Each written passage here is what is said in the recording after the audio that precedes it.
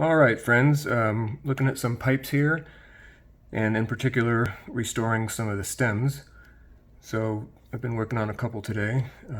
This one cleaned up real nice. See that? Little oil on it at the end. Keep it overnight, then we'll wipe that off. So that one came out really, really well.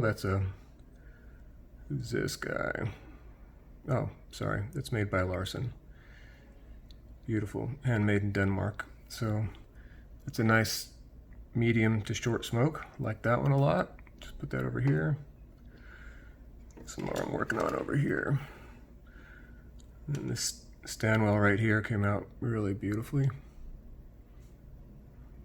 Had some saliva issues on there and some oxidation, so we got that off and once again coated that with some oil overnight, so that'll moisturize that a little bit. This guy was tough. Another Stanwell.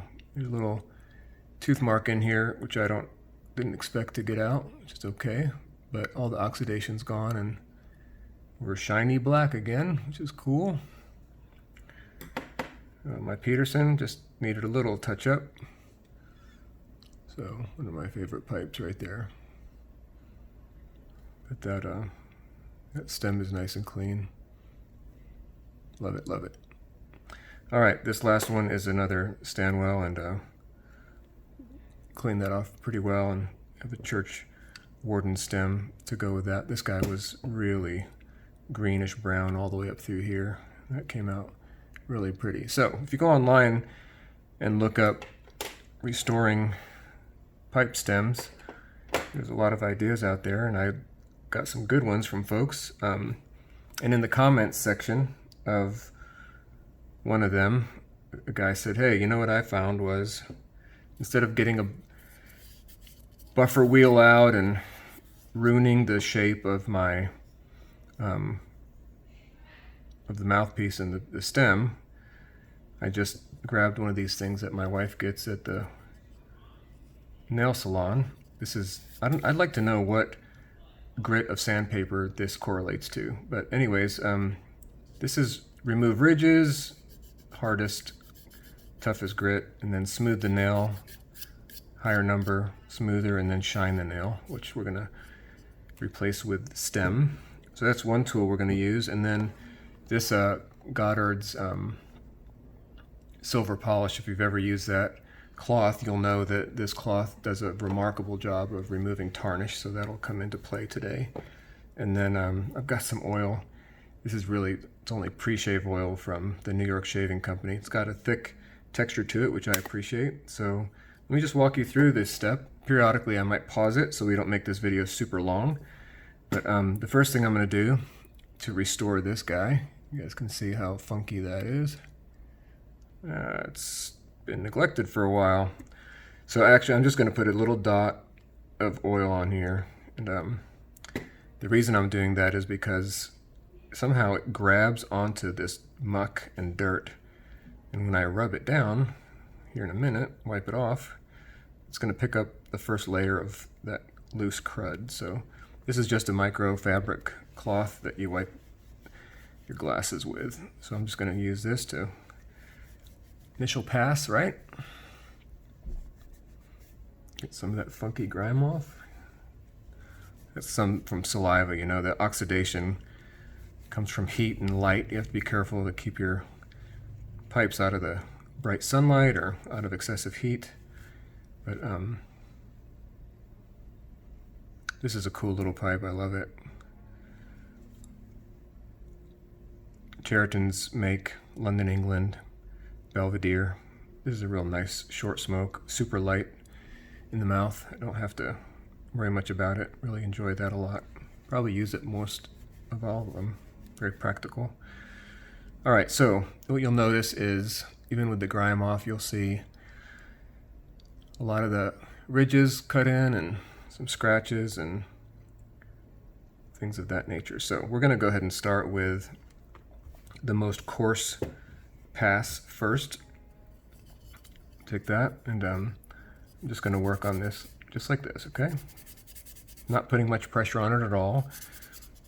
And again, this replicates the need for sandpaper. A lot of folks were voicing some concern that if I get on a buffer wheel and I don't know what I'm doing, it could misshapen the mouthpiece and pipe and mess the whole thing up. So we don't want to do that. So this is simulating that. Again, I'm not putting hardly any pressure on this guy right here at all. Okay, I don't want to make the video go too long, so why don't we pause it right here. I'm going to just work on this first course, and I'll bring you right back before we move on to the next step. Be right back, hold on. All right, we're back. Again, I've just been working on using this particular tool here that just is removing the first layer of material off that. It's going to take some brownish, greenish gunk off there, so once in a while just make sure you get that off and keep the grit clean so you're not just rubbing it into the stem again, you're actually pulling material off. But as you can see, even with just that short bit of work, getting a lot of that muck off there, okay? Let's do a little more work right here.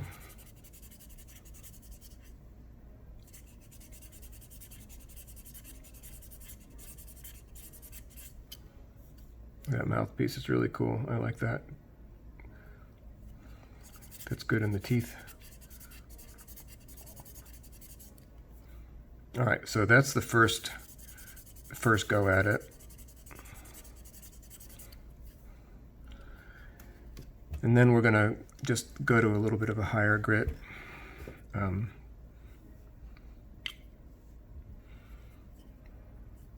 this one, it's called smoothing the nail. So you're removing the ridges, smoothing the nail, and shining the nail. So let's go to smoothing the nail now.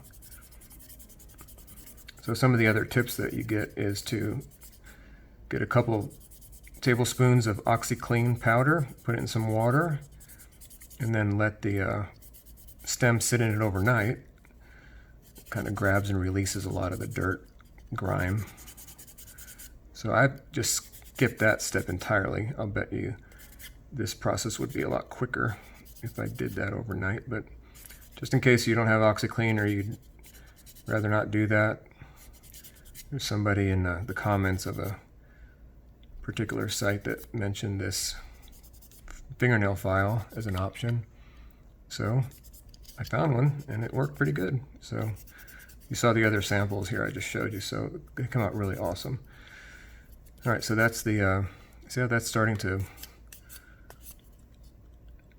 show a little buff coming out already, a little sheen. So let me work on this part for a little bit more, and I'll be right back for the next step. All right, we're back, and pretty well finished with the smoothing step, and you can tell how it's starting to clean up really nicely. Isn't that cool? Of course, when you get to the higher numbers of the sandpaper or a buffing wheel, then of course the dark shine of the black is going to start becoming more and more visible. So yeah, just go through this as long as you feel you need to with both the hardest, most coarse, that's removing the ridges part, then smoothing it. And then when you do that, very next step is to go to that last shining part, which is just the high gloss buffing. So this does a pretty good job. This is not the finished buff that you'll get, because that'll come here in just a minute. But again, we're taking off the next layer. Higher number grit, smaller coarse pattern, ends up smoothing out the surface real nice, like sanding anything else. Isn't that cool? Look at that. Love it, love it, love it. All right, so let me just finish this up here a minute. Honestly, this doesn't take very long either. And this guy is starved for moisture, so I'm gonna put some oil on that and leave it overnight like we did the other ones. And then this little magical cloth here, I tell you, get one of those Goddard silver polishing cloths. I had another one from Avery, James Avery Jewelry, that did the same exact thing. But whatever they put in these cloths, pretty cool. Look at that. Coming out really great. Yep, I think so. Again, offline, I might go back over this and really get super detailed and get some of those lines and scratches out completely. But this is looking pretty good so far. Okay, so closing in on it. Then we'll get some oil on here. Just a little drop. Little dab will do you. Put it on there.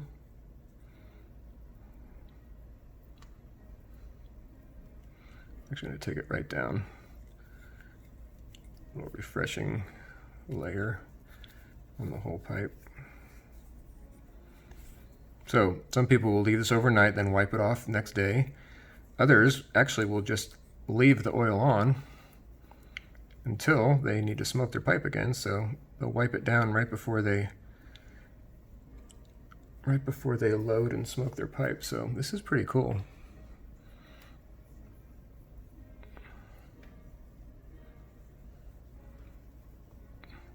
Look at that guy.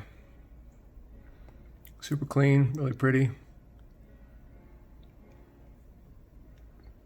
So we'll let that soak in overnight. A little overnight oil therapy. And then we'll wipe it down good before we smoke it. So, isn't that awesome? Hope that helps you guys some. I've got 4 more to go. Here's a weenie, little tiny smoker, really great. Dr. Grabo from somewhere in the 50s. The Duke. What's this guy? Sandblasted. Made in London, England.